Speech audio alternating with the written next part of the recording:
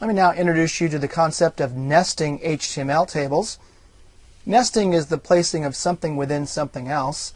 Something else acts as a container of the something. When you nest tables, the nested table is contained within another table. This is the table which contains it.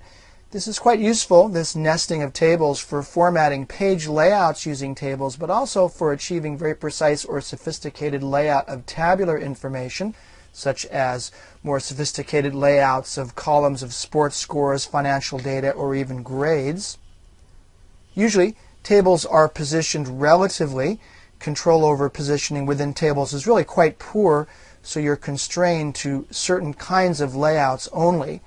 Hence the need to sometimes nest your tables, which means tables can be placed within other tables, and it can give you much more sophisticated and more flexible layouts. For example, let's say that you have a page and you'd like to have a navigation element on the left with content on the right. One way to create this kind of effect is by using nested table. Here is a table which contains two other tables. This table on the left could be your navigation. The table over to the right could be content. Notice that these can also be extended vertically as far as I need. So here my navigation table could be very, very narrow, and my content table could be as wide as needed. You'll create new HTML tables by adding additional table tags inside of an existing table. So if you notice that here is my parent table, width is 500, height is 187, border is 1.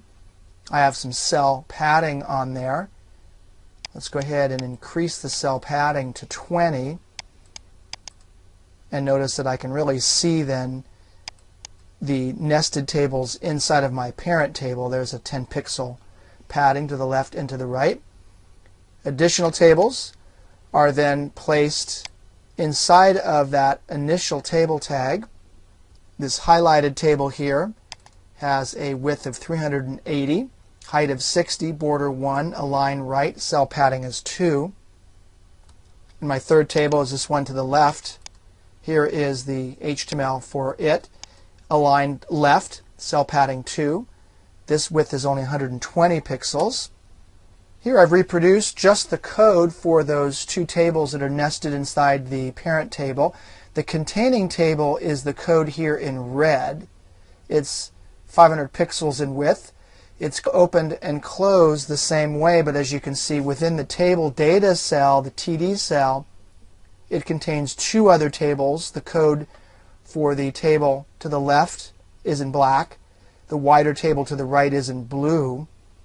Notice again the containing table encompasses the other two tables. The nested tables are coded just as a standard table would be coded. Now, as you can imagine, this can get pretty complex if you use table layouts that are heavily nested. It's best not to use too many tables too deeply within other tables within a page.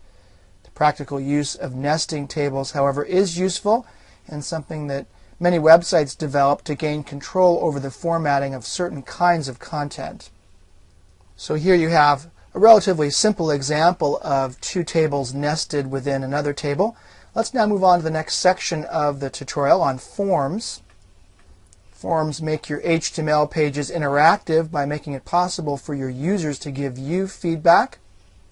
So in the next section of the tutorial, you'll learn all about how to insert forms into your HTML documents, all about text input boxes, check boxes, radio buttons, list boxes, and many other elements to facilitate the entering of data from your users to you on your web pages.